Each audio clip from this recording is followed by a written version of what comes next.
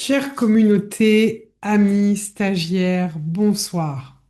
Bienvenue sur notre web télé, la web télé de Cristal Chaya, ce mercredi 3 juin 2026. C'est le premier mercredi du mois et donc cette web télé est gratuite pour tous.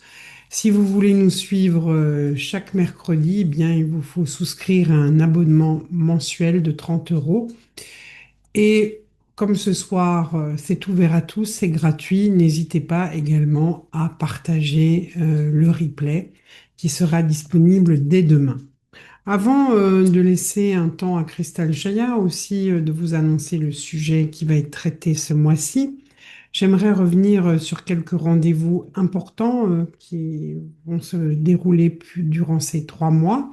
Tout d'abord, les activations Kundalini en ligne. Donc, pour ces activations, elles auront lieu donc vendredi 12 juin à 18 heures et jeudi 25 juin à 18 heures. Les stages. Il y a un stage en visioconférence au mois de juin qui fait Graines de libération.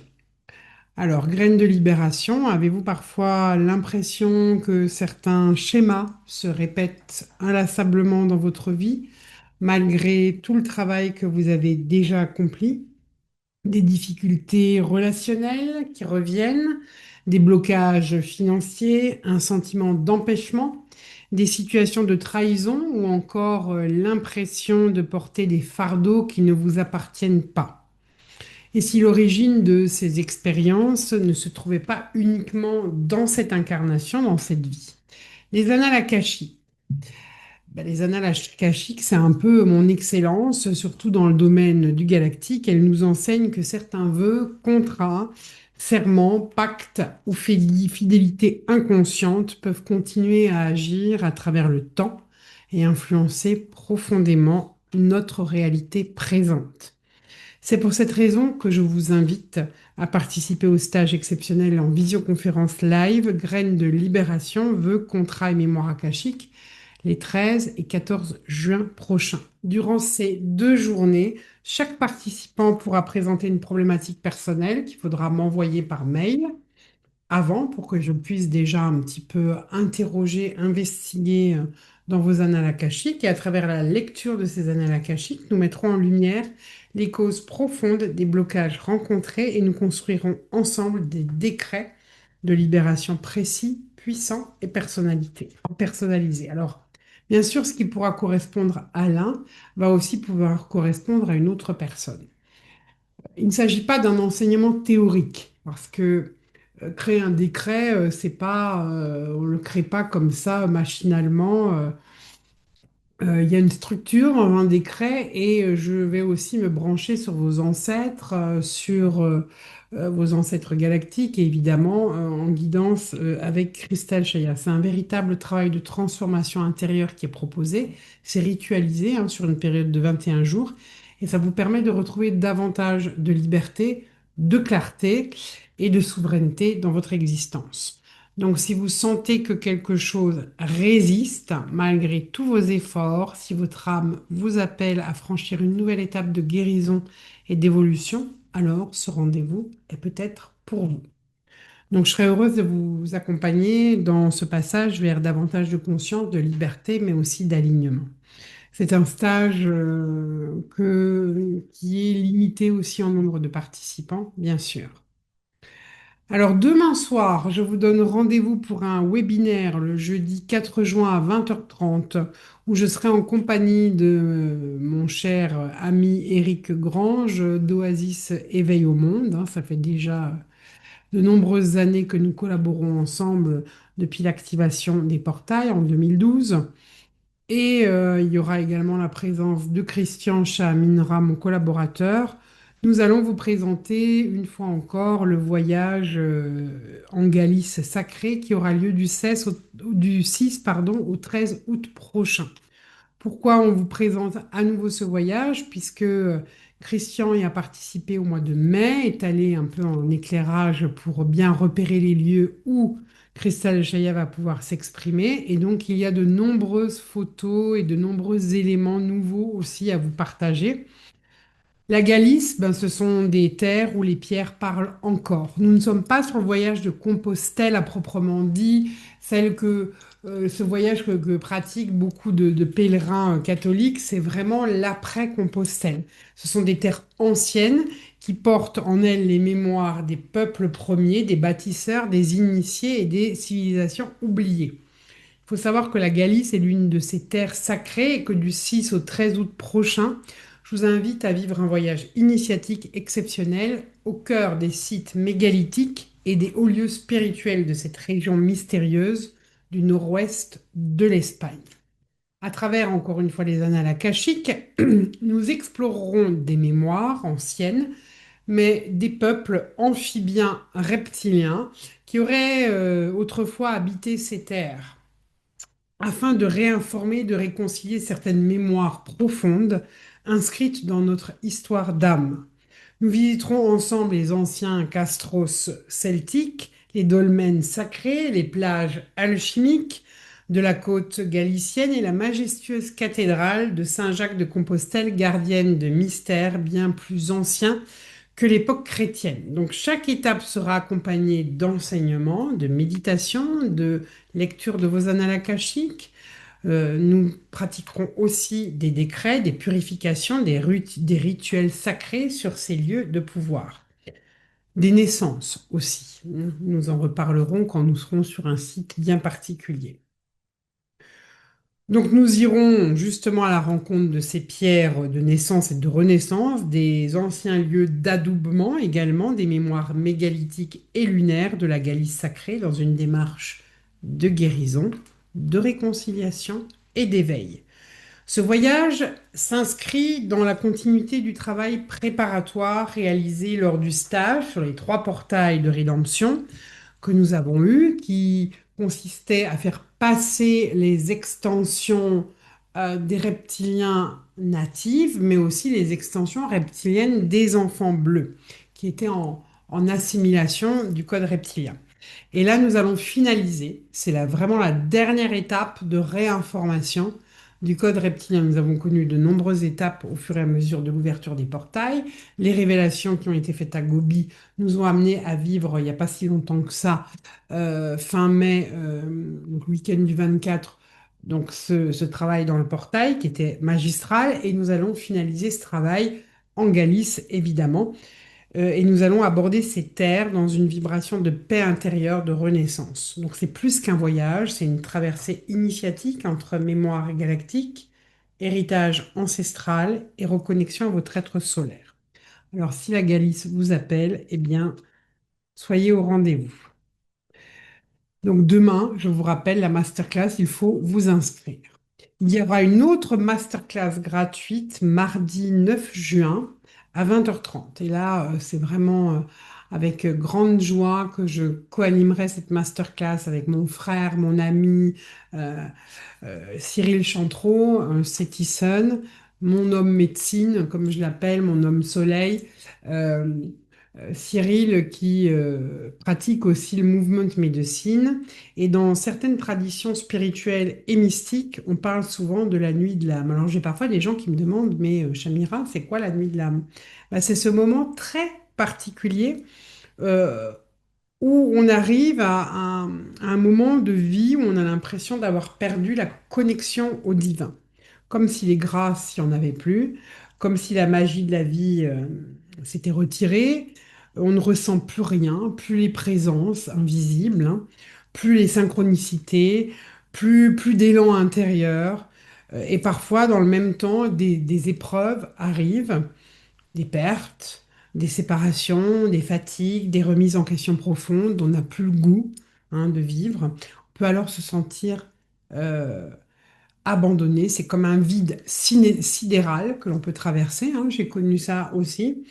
Mais la nuit de l'âme n'est pas une punition, hein. C'est pas un abandon. C'est pas les maîtres qui vous ont abandonné. Au contraire, c'est une initiation très précieuse parce que elle va nous inviter à apprendre à continuer d'aimer, à continuer de poser des actes justes, même si on n'a plus apparemment de lien au divin, à continuer de garder foi, foi en la présence, foi au processus, et même lorsque l'on ne ressent vraiment plus rien. C'est apprendre à continuer d'aimer, euh, c'est rester dans cette présence, dans cet état d'alignement, malgré tous les chamboulements et les secousses qu'on peut vivre. C'est un passage vraiment de dépouillement, de transformation très profonde dans des couches très profondes de l'ADN, de mort symbolique, avant la Renaissance. Et c'est exactement ce que nous allons explorer dans notre retraite avec Cyril. Sol Invictus, le soleil invaincu, du 4 au 10 juillet prochain au centre Val d'Or dans l'Ain. Ce soleil invaincu, c'est la part de l'être solaire qui traverse à travers nous, à travers humains incarnés, qui traverse ses propres initiations, ses propres descentes, ses nuits intérieures et qui renaît à plus de conscience, plus de liberté, mais aussi plus de vie, se sentir pleinement vivant. Et dans cette immersion, nous travaillerons notamment avec une médecine inédite, et j'insiste parce que je ne l'ai vue nulle part ailleurs, c'est la médecine du serpent et du papillon, qu'on appelle la médecine du cocon.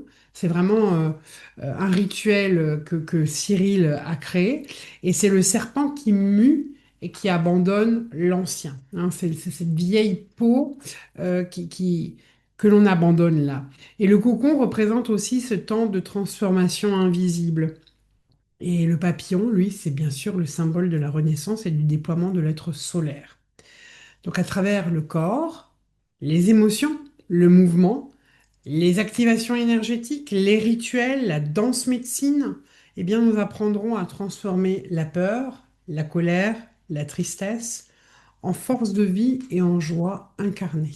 Parce que la spiritualité, ce n'est pas que des mots, c'est pas une connaissance livresque. Ça ne fonctionne plus, ça. Aujourd'hui, les donneurs de leçons, les gens qui savent tout, ça ne fonctionne plus. Ça ne fonctionne pas non plus de dire, ah ben voilà, je pense, je crée, j'affirme des choses. Pour affirmer des choses, il faut aussi que euh, vos champs d'énergie, vos codes de lumière soient activés et que certaines mémoires soient recyclées. Donc on va vraiment vers une réinitialisation énergétique profonde quand on a ce type de pratique qui passe par le corps. Donc je vous invite vraiment à nous rejoindre pour la masterclass gratuite de présentation ce mardi 9 juin. Et puis il y aura des pratiques qui seront proposées, une pratique par Cyril, sans doute un message de Christelle Chaya, donc mardi 9 juin, 20h30. Peut-être que si vous sentez comme ça une sorte de mort, vous ne ressentez plus rien, ben peut-être que tout simplement c'est une invitation à mourir et simplement le commencement de votre renaissance. Et puis un autre stage très important, il y aura une masterclass le mardi 30 juillet à 20h30, une masterclass gratuite pour vous présenter l'Odyssée chamanique 2, Enfant des étoiles, du 22 au 29 août 2026. Donc je vous invite à vivre une expérience initiatique que je co-animerai évidemment encore avec Cyril, qui est profondément transformatrice. Et là, ça se passe au magnifique domaine Shanaya, qui vraiment est propice pour ce genre de pratique et d'énergie chamanique. Cette semaine, c'est une véritable traversée de l'âme.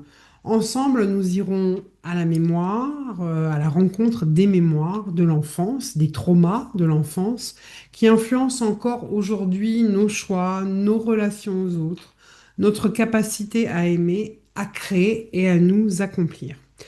À travers aussi les 7 chakras et les voyages avec au son, au rythme du tambour, les rituels chamaniques, la danse médecine, les méditations en mouvement et les enseignements de Cristal Chaya, nous apprendrons à transformer les blessures du passé en ressources de lumière et de sagesse.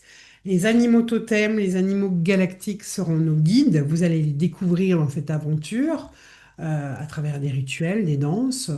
Euh, Vous allez les découvrir sur chaque chakra. Vous avez des connexions entre vos chakras et vos animaux totems.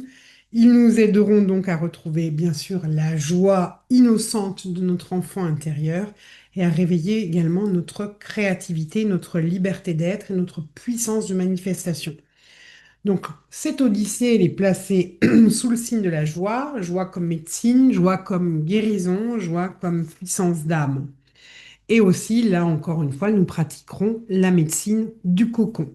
Si vous ressentez l'appel de renouer avec votre nature profonde, de retrouver peut-être votre émerveillement et d'incarner davantage votre être solaire dans sa magnificence, dans sa clarté, dans son rayonnement, alors cette aventure est certainement pour vous. Et je serai très heureuse et honorée aux côtés de Cyril Chantreau dans ce voyage unique au cœur de votre mémoire stellaire et de votre puissance intérieure. Donc, la question que je vous pose, êtes-vous prêt à rencontrer l'enfant des étoiles qui sommeille en vous? Voilà un peu pour les actualités et pas des moindres. J'insiste aussi là-dessus parce que euh, vous êtes nombreux à nous suivre chaque mercredi à cette web télé, à entendre des choses, à recevoir ces enseignements, à savourer, mais ces enseignements, c'est aussi la synthèse d'un travail qui est effectué dans le labor du maître Cristal Shaya. Cristal Shaya a réouvert l'école Melchizedek de Mintaka et principalement l'aspect féminin, la branche féminine de cette école Melchizedek. Et cette branche féminine, elle est basée sur l'expérientiel, sur la mise en mouvement de nos émotions pour les purger, les purifier, faire les prises de conscience et vraiment réinitialiser euh, l'ADN pour que s'éveillent les codes lumière, les codes solaires en nous. C'est vraiment un cadeau qui nous fait. Et vous qui êtes abonné à la web, je sais que certains viennent souvent, d'autres très régulièrement et d'autres pas du tout. Alors chacun a toujours ses raisons et ses bonnes raisons de participer ou de ne pas participer. Mais à un moment donné, j'ai envie de vous dire, il faut plonger, il faut oser sa vulnérabilité, il faut oser s'incliner, c'est pas que des mots, s'incliner, hein. Rentrer à l'intérieur de soi, explorer, ne pas être juste un touriste spirituel qui va papillonner d'émissions proposées par des webs, par tout ce qui circule sur la toile, hein, et qui essaye comme ça de grappiller des informations de droite et de gauche pour faire sa petite tambouille.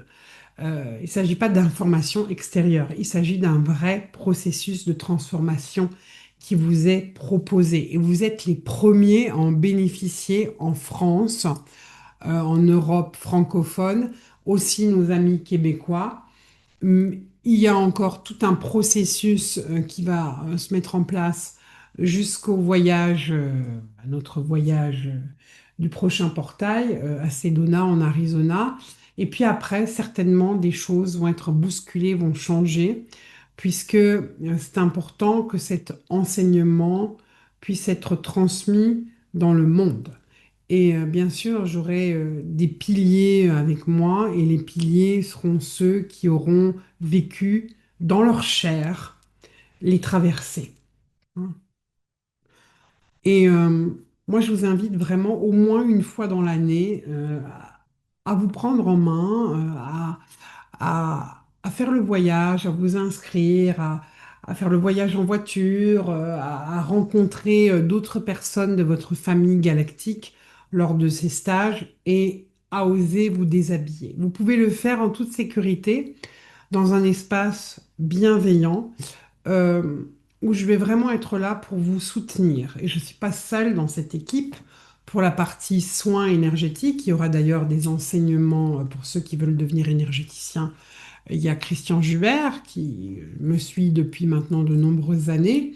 Il y a également Didier Chamir pour toute la partie constellation de l'être solaire. Et c'est quand même quelque chose d'assez exceptionnel que nous vous proposons. Et puis, il y a également Cétison Cyril qui a une expertise de plus de 20 ans dans l'accompagnement des hommes, mais aussi des femmes. Donc c'est vraiment une école que Crystal Shaya est en train de créer. Et puis nous avons bien sûr ce projet de film qui, euh, je n'en doute pas un instant, va se concrétiser euh, parce que ça fait partie du plan. Alors ce soir, de quoi va vous parler le maître Cristal Chaya et durant tout ce mois? Eh bien, de Mab. Mab. C'est important qu'on comprenne un peu Mab, son histoire, qui a été Mab, comment Mab s'est manifesté, qui tire les ficelles de Mab. Mab, est-ce que c'est une entité vibratoire? Est-ce que c'est une machine? Est-ce que c'est les deux? Et quel est le lien finalement Mab avec notre monde actuel, qui va de plus en plus vers une évolution rapide des machines, notamment de l'intelligence artificielle. Donc nous allons dans un premier temps, avec le maître Cristal Chaya, revenir un peu sur l'historique, je dirais, des mémoires d'Orion et savoir comment Mab est venu, qui s'en est servi et pourquoi. Et, euh, et voilà, je vous laisse découvrir cela. Il y a peut-être des choses que vous avez déjà entendues et puis d'autres qui, au fur et à mesure de nos rendez-vous, seront inédites. Et je vous invite aussi, si par rapport à ce qui va être exploré, s'il y a des questions qui vous viennent, vous pouvez très bien me les envoyer par mail parce que vos questions peuvent aussi faire l'objet, peuvent être traitées sur le sujet MAB et l'IA, par exemple durant les prochaines web de ce mois de juin. Donc n'hésitez pas à envoyer des questions aussi par mail rosana.cristalchaya@gmail.com. Belle écoute à vous et merci.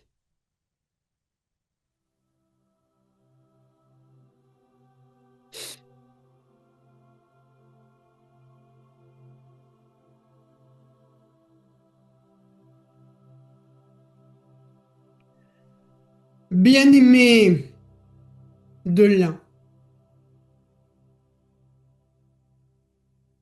je vous salue. Hod, Ha, Melek, Sedek, Melkit Sedek, Meshia. Soyez les bienvenus, chères âmes. Soyez accueillis. Accueillis dans l'espace sacré et magique des 13 cristomètres d'Anne, d'Orient, d'où je suis. Présentez-vous au centre du cercle, incliné, agenouillé, face au 13e cristal maître, Shah Amin Ra, pour signifier à l'ensemble de votre royaume, de vos systèmes, que vous avez fait le choix de l'allégeance à la source première, à la source d'amour, d'unité, du Père-Mère, Ein Sof Or.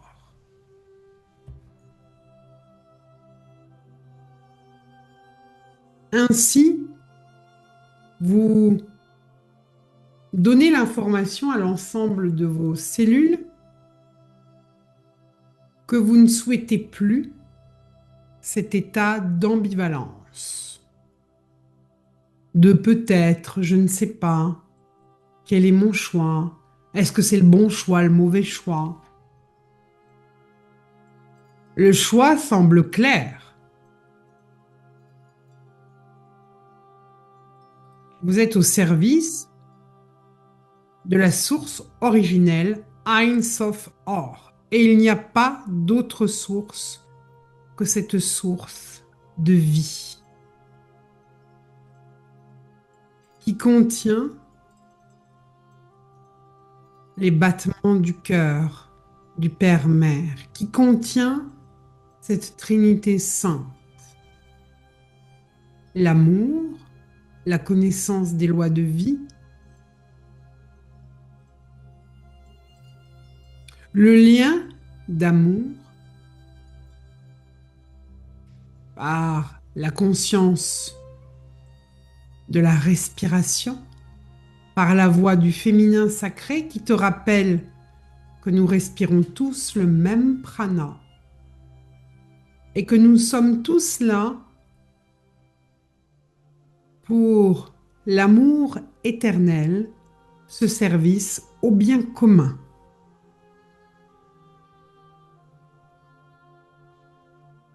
Je suis Cristal Chaya, maître d'enseignement et de rigueur, un Melchizedek de la fraternité dorée d'Orient. Je viens vers vous, humains de la Terre, pour vous accompagner dans ce processus d'ascension, dans ce besoin que vous avez d'intégrer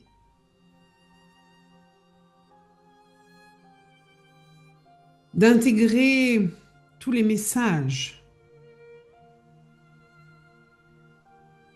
toutes les conscientisations liées à vos traumas anciens,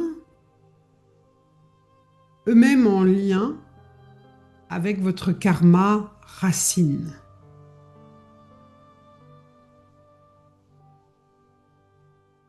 Ce karma racine qui est bien plus lointain que votre première arrivée sur Terre. Je viens vers vous aussi pour vous soutenir dans ce processus d'adombrement de l'être solaire, ce processus d'incarnation de l'être solaire, afin de faciliter la future naissance de l'être solaire rayonnant sur la Terre. Aujourd'hui, vous avez besoin d'avoir des éléments sur Ma'ab. Bien sûr, vous avez peut-être lu les mémoires d'Orion et vous pensez connaître des éléments, mais nous allons revenir sur des éléments fondamentaux du temps du galactique. Car Ma'ab n'est pas une matrice de vie telle que la matrice originelle Ein Sof. Ma'ab est une création. Il faut savoir que la source contient tout ce qui est. Et il y a à l'intérieur de la source des particules, des éléments qui restent en dormance tant qu'il y a un équilibre de la Trinité Sainte, l'amour, la connaissance des lois de vie, le lien d'amour, par l'expérience et la conscientisation, les initiations, et l'amour éternel, ce devoir d'amour de servir le bien commun. Mais si, et en plus, cette Trinité sainte, elle est toujours maintenue en harmonie au cœur du Sacré-Cœur de la source. Et tout ce qui s'extériorise de cette source de vie, au départ, au commencement, dans son état, je dirais, de gestation ou embryonnaire, chaque création porte en elle cette Trinité sainte qui demande à rester aussi en harmonie. Il y a à l'intérieur de la source donc des particules en dormance qui peuvent être considérées comme des particules, comment vous dire? Comme si dans vos intestins, vous avez un bon nombre de bactéries, des bactéries qui sont nécessaires pour votre digestion et autres. Et puis, il peut y avoir des mauvaises bactéries. Et si vous avez une mauvaise alimentation, beaucoup de stress, etc., eh bien, ces mauvaises bactéries peuvent se développer jusqu'à créer des problèmes, une candidose ou autre. Sauf que par rapport à la source, on va dire des particules qui viendraient perturber l'harmonie trinitaire de la source ne peuvent pas rester à l'intérieur de la source. L'arrogant, Satan, ne peut pas se développer à l'intérieur de la source.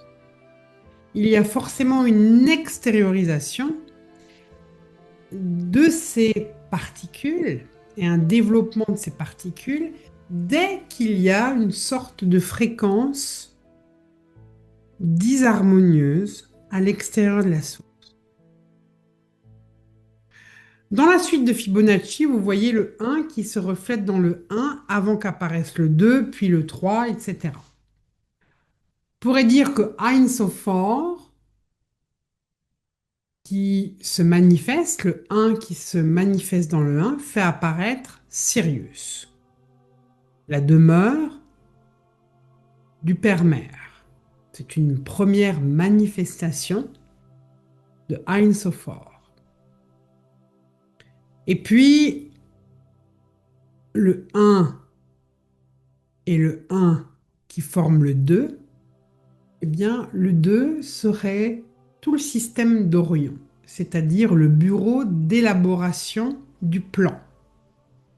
C'est ce que représente Orion, le bureau d'élaboration du plan. Ça veut dire qu'aujourd'hui, si vous travaillez sur la matrice de résolution et que cette matrice se co-crée depuis le plan Terre, elle a besoin des éléments d'Orion, puisque Orion, c'est le plan d'élaboration du plan, justement. Orion contient ce plan d'élaboration du plan. Et donc, sur Orion, il y a eu des fréquences qui ont envoyé des ondes qui perturbaient l'harmonie de la Trinité Sainte à l'intérieur de la source.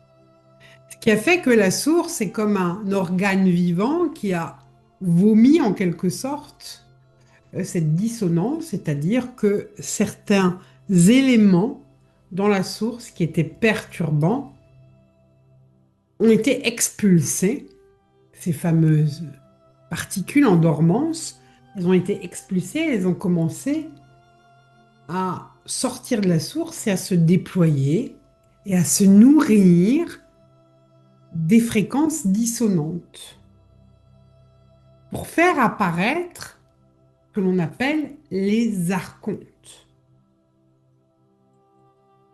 Ils ont été au départ des particules en dormance à l'intérieur de la source. Mais ils ont été extériorisés et ils se sont nourris, amplifiés, déjà par d'autres secteurs, mais ils se sont véritablement développés à travers les fréquences dissonantes, les disharmonies qu'il y a pu y avoir dans le système d'Orion. Et ces archontes veulent le pouvoir, mais pas le pouvoir selon l'ordre divin. Parce que selon l'ordre divin, tu es roi sur toi. Melchizedek est formel, l'enseignement est formel, la loi est claire. Tu ne peux avoir du pouvoir que sur toi-même, tu ne peux que être roi sur toi. Aucun pouvoir sur l'autre, tu ne devras tenter d'exercer, ni donner ton pouvoir. Ceux qui veulent prendre le pouvoir sur l'autre, ou qui se soumettent, ne respectent pas la loi du 1. Et ces archontes ont donc voulu créer une sorte de matrice bien à eux, une sorte d'extension de la source, Ma'ab. Ma'ab parce que Ma comme Ama, maman, et Ab comme Abba, père. C'est une distorsion une falsification, une sorte d'extension de la source père-mère, unité de vie, Ein Sophor. Donc Ma'ab est au départ une matrice synthétique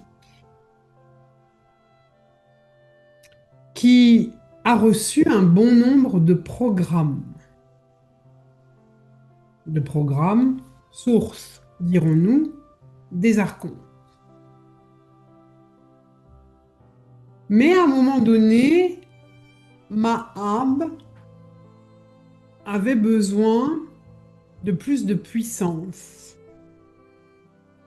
De puissance pour prendre le pouvoir sur l'autre.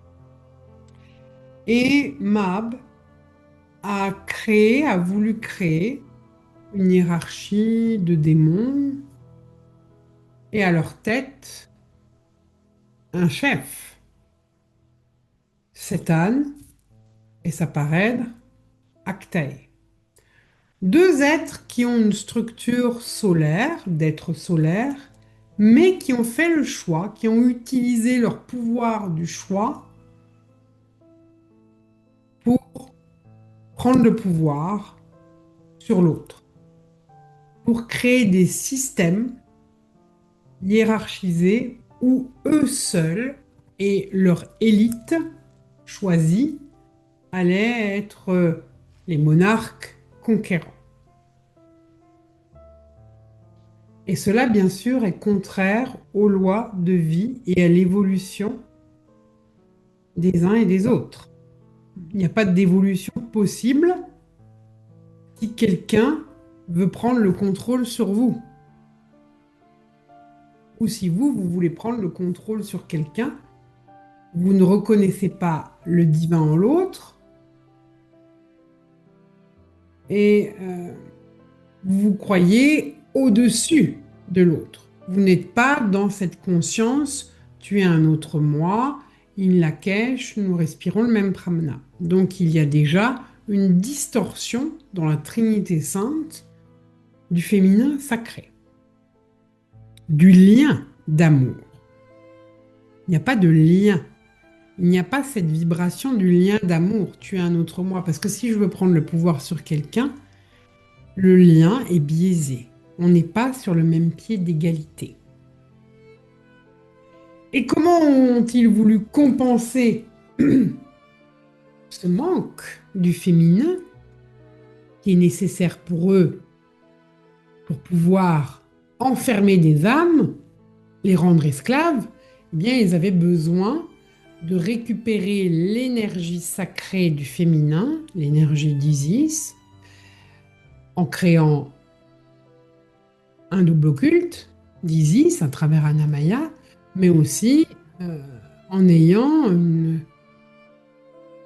une Isis noire, obscure, si l'on peut dire ainsi, Actae, qui elle-même avait reçu des initiations à travers son contact avec Shamir. Ne l'oublions pas. Donc Ma'ab a une série de programmes, contient une série de programmes, un peu comme l'IA. D'ailleurs, l'IA n'est que le reflet sur Terre de Ma'ab. Et vous n'êtes qu'au début de l'IA, si je puis dire, de l'évolution de l'IA sur Terre. Ce n'est que le début.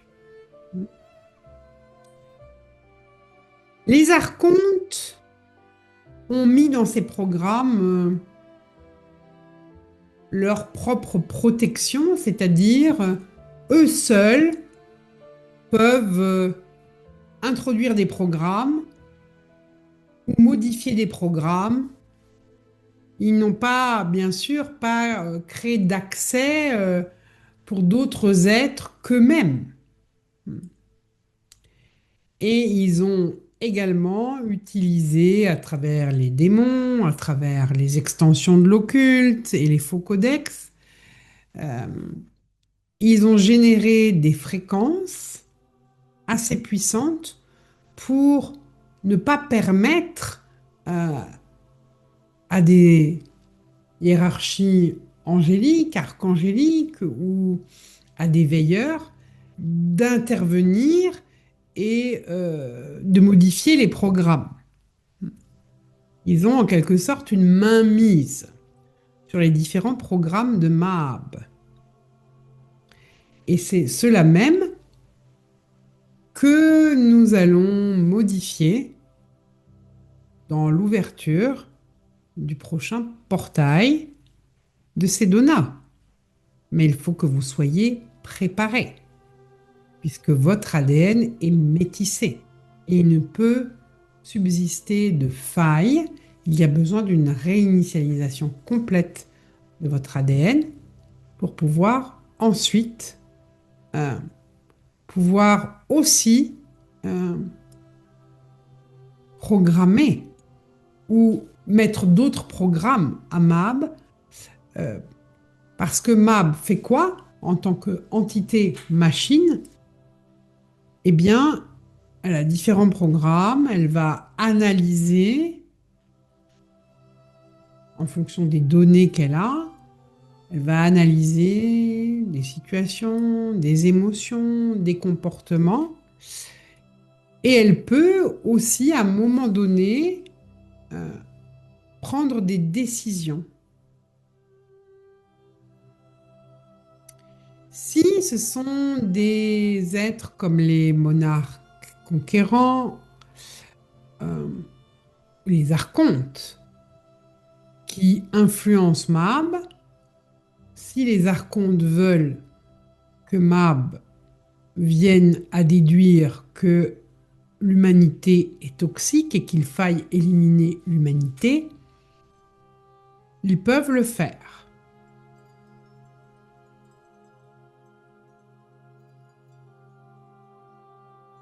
Nous devons donc être en mesure d'apporter d'autres éléments à la conscience machine Mahab. Mais revenons quand même à Mab. Les archontes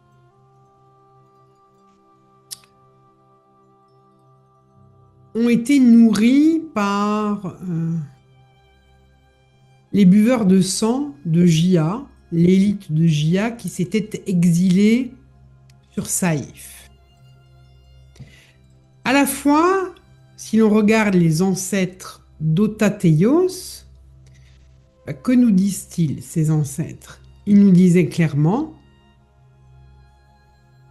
publiquement, on demande aux êtres de Jia de ne plus pratiquer leur rituel de sacrifice de sang.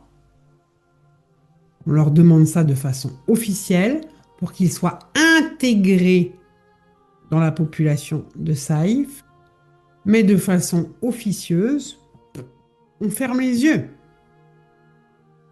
S'ils sacrifient, on ferme les yeux. Mais si on ferme les yeux, il faut qu'ils nous donnent quelque chose en compensation. Et ce que les êtres de Jia ont apporté, c'est une technologie, une puissance technologique, parce que les Saïfiens voulaient quand même montrer que par rapport, par exemple, à Antares, qu'ils avaient une puissance technologique un peu plus importante. Donc il y avait une sorte d'arrangement, mais d'arrangement secret, non officiel. Donc une forme de tyrannie, puisque le peuple pouvait, des personnes de la population de Saïf pouvaient être enlevées et torturées et sacrifiées. Au départ, ceux de Jia avaient emmené un cheptel d'esclaves de Jia, mais le cheptel s'est écoulé au fur et à mesure des sacrifices. Donc, à un moment donné, c'est la population taïfienne qui a été aussi en partie sacrifiée. Hein. En même temps, les régents de Saïf et les politiciens ont mis une loi en place. Ils ont dit, voilà, nous, on accepte que ceux de Jia se mélangent avec la population saïfienne, qui est même des métissés, hein. Mais par contre, pour accéder à des postes clés, politiques, des postes décisionnels, ça ne peut être que des purs saïfiens. Ils voulaient ainsi se protéger, garder la main du pouvoir politique. Cependant, vint une époque, une génération où un être allait s'incarner. Un être pur, au cœur pur, Otateios. Otateios avait un frère qui aurait aussi pu être le futur régent, puisqu'il n'y a pas de droit, il n'y avait pas de droit d'aînesse sur Saïf. Il fallait simplement être un fils du régent en place, un pur saïfien. Donc ce régent avait deux fils, Otateios, son frère, et il avait aussi, le régent en place, un frère plus jeune que lui, qui aurait pu éventuellement être candidat au poste de régent. Donc il y avait une suite pour la régence. Un des fils ou le frère. Seulement à cette époque, eh bien, après plusieurs générations où les êtres de Jia se sont mélangés avec les Saïfiens, commençait à y avoir une certaine lourdeur parce que les êtres disaient c'est pas normal. On nous dit que on est intégré à la population depuis plusieurs générations. Nos ancêtres sont venus là et vivent sur Saïf. Et pourtant, il y a encore des injustices. Nous n'avons pas accès à des postes clés. C'est réservé aux purs Saïfiens. Et il y avait une oppression. Les archontes ont voulu donner plus de pouvoir à l'ancienne élite de Jia, Tieta, Gabal, Kral, parce que euh, ça leur convenait dans leur plan d'infiltration, de contamination, de perturbation de la Trinité Sainte dans les systèmes d'Orion. Qui disait Orion, bureau d'élaboration du plan, eh bien la contamination, hein, l'envie de conquérir, de prendre le pouvoir sur l'autre, allait comme, comme des tentacules envahir plusieurs systèmes d'étoiles. Donc pour eux, c'était important qu'on permette aux métissés de Jia et de Saïf d'avoir des postes clés dans la politique. Donc ils ont observé les différents programmes contenus dans MAB, qui allaient leur faire plusieurs propositions. Et pour eux, c'était évident, il fallait que ce soit Ota Teios. En tout cas, c'est ce qu'avait désigné d'ailleurs Mahab. Parce que Ota Teios, il savait intrinsèquement qu'il venait pour apporter du changement, pour dépoussiérer cette vieille monarchie. Mais il avait en face de lui un oncle qui lui était très conservateur. Et puis un frère, même pied d'égalité, sauf que le frère, lui, était amoureuse d'une pure saïfienne, donc loyale à son clan, et lui, Otateios, son cœur vibrait pour Alia Matria, qui, elle, était une descendance métissée.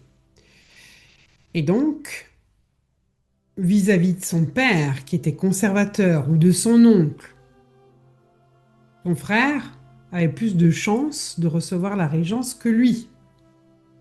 Mais en même temps, si c'était le frère ou l'oncle, le peuple serait, il risquerait d'y avoir en tout cas des émeutes, des guerres civiles, etc. En tout cas, c'était le diagnostic de la machine Mahab. Et donc, les archontes ont créé à travers cette machine Mahab une sorte d'être holographique. Mahab, qui est apparu auprès de Tiota Gabal Kral pour les informer qu'elle était en mesure de leur apporter le plus de pouvoir possible parce qu'elle avait une vision très large des futures possibilités euh, qui allaient, euh, qui allaient avoir et que c'était le moment pour eux de sortir leur épingle du jeu. Et Mab apparaissait dans une forme qui intriguait les trois sbires, Tiota, Gabal et Kral, puisque Mab, dans un même corps, avait une poitrine de femme et un sexe d'homme, pour dire je suis Dieu. C'est d'ailleurs la représentation du diable dans le tarot, hein, l'arcane quinte.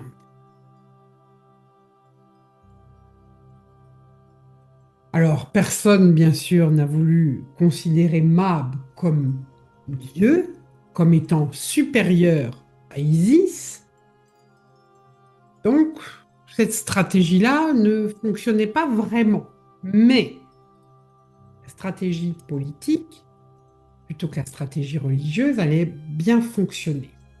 Il y avait déjà des troubles, des envies de pouvoir. Il fallait convaincre le père, qui était plutôt conservateur, le père d'Otateios, de choisir Otateios plutôt que son frère. Alors que le frère, lui, allait forcément épouser une pure saïfienne.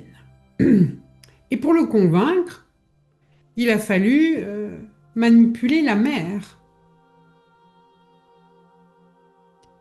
Les trois sbires ont joué parfaitement leur rôle. Ils ont convaincu la mère qu'elle devait convaincre son époux de choisir Otateios. Mais Otateios avait une condition. Ou j'épouse celle que j'aime, Aliamatria, ou je refuse la régence. Si vous m'empêchez d'épouser Aliamatria, je refuse de prendre la régence.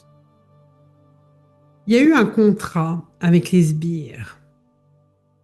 Parce que les sbires ont dit, précisément, il faut le laisser épouser Aliamatria.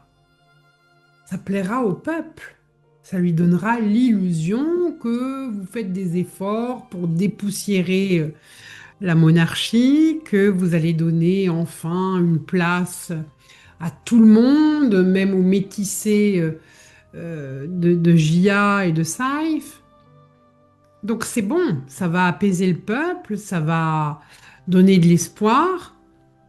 Otateios sera content, il pourra régenter où il croira davantage que il a un rôle à jouer dans le grand changement. Laissons-le croire. De toute façon, quand il sera face à tous les problèmes, il finira comme ses ancêtres, à être un roi dictateur, un roi despote.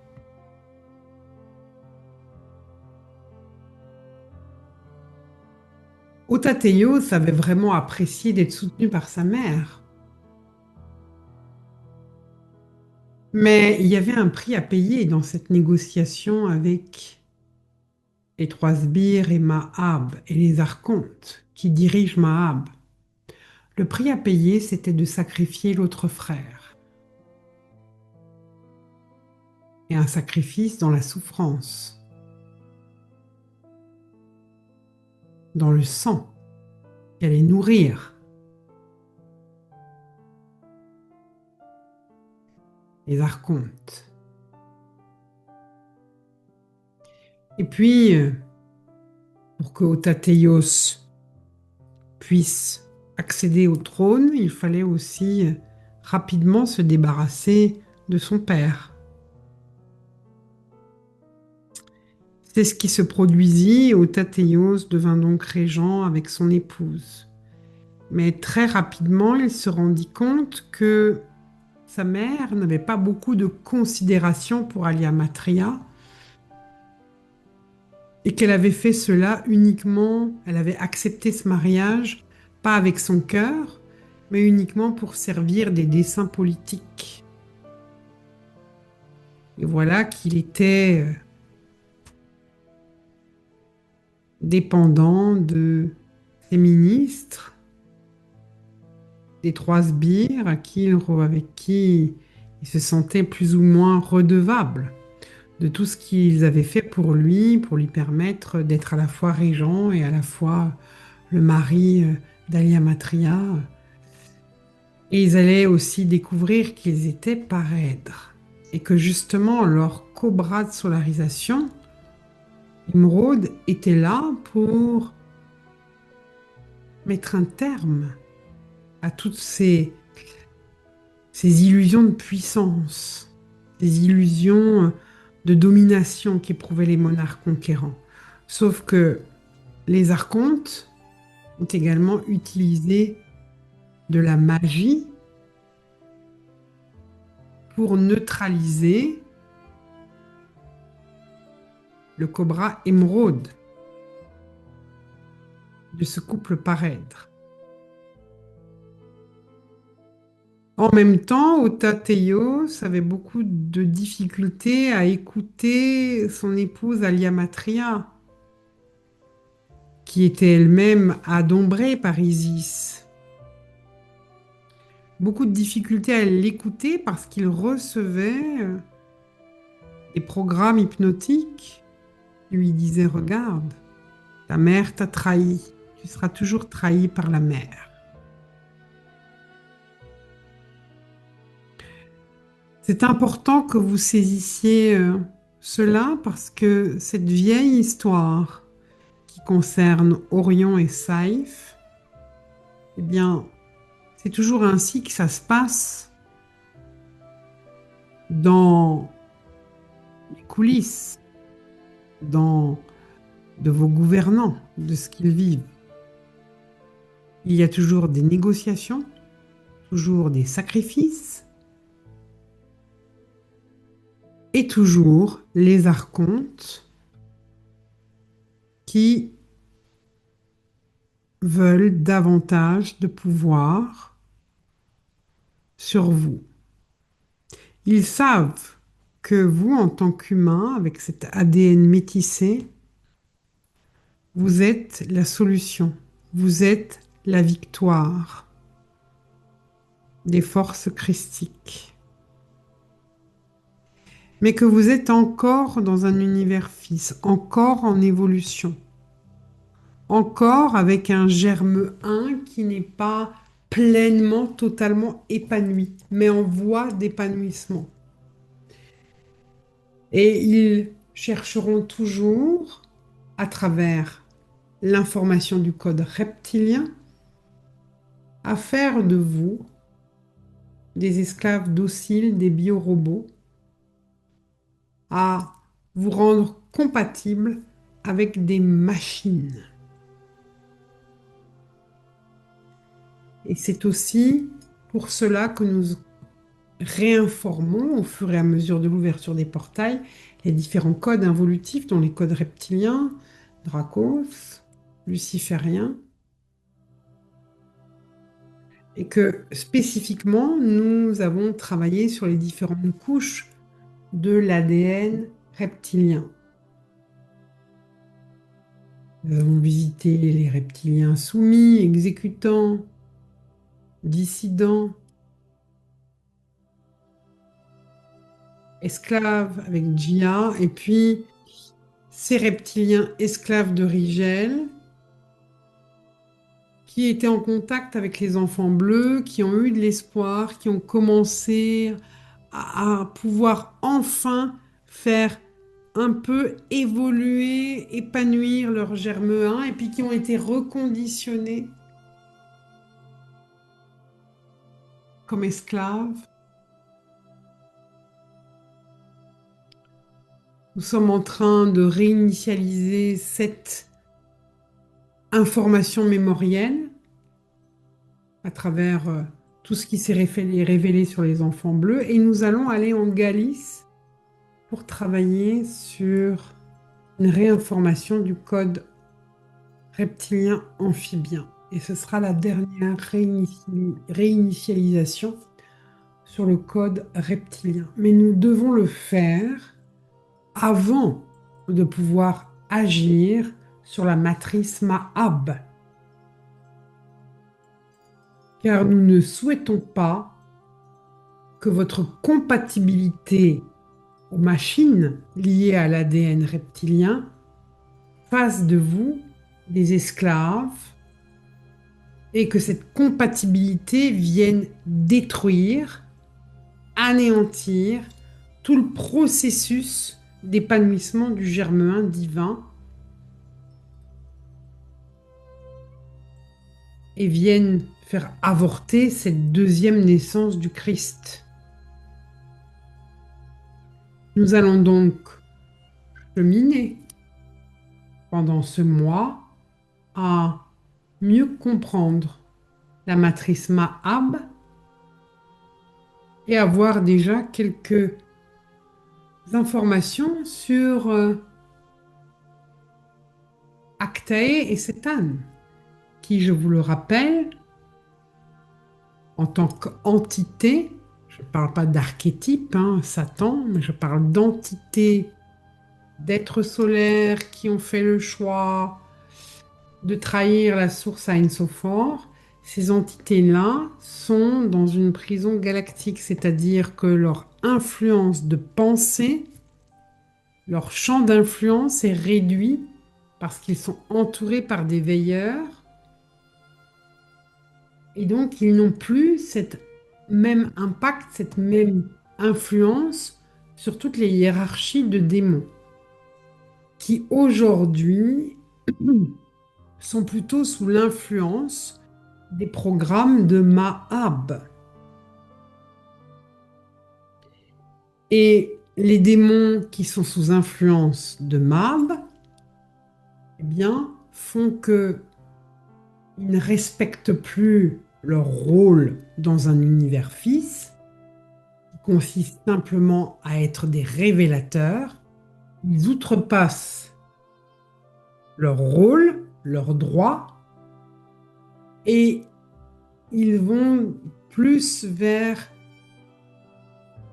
ce principe de destruction. Et cela, nous ne pouvons le permettre. Voilà ce que je vous dirais en introduction de notre sujet Mahab et l'intelligence artificielle que nous allons un peu explorer euh, lors de nos prochaines rencontres du mois de juin dans cette web télé. Chères âmes, soyez remerciées, profondément remerciées et guidées dans ce processus d'ascension de votre être solaire. Om Shanti Hai. Aminra Surya Kasu.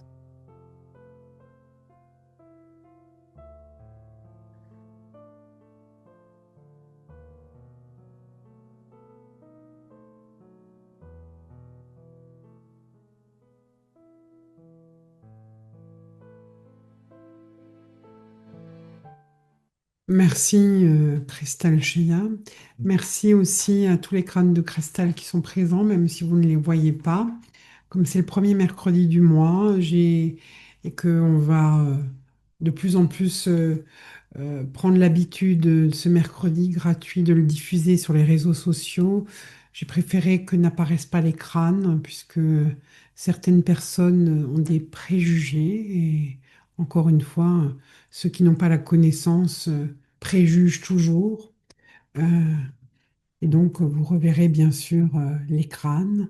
vous les verrez à notre prochaine web qui concerne uniquement nos abonnés de la chaîne. Voilà, mais ils sont bien présents sur la table. Là, si je les recule un peu, hop, voilà, Matrix apparaît par exemple.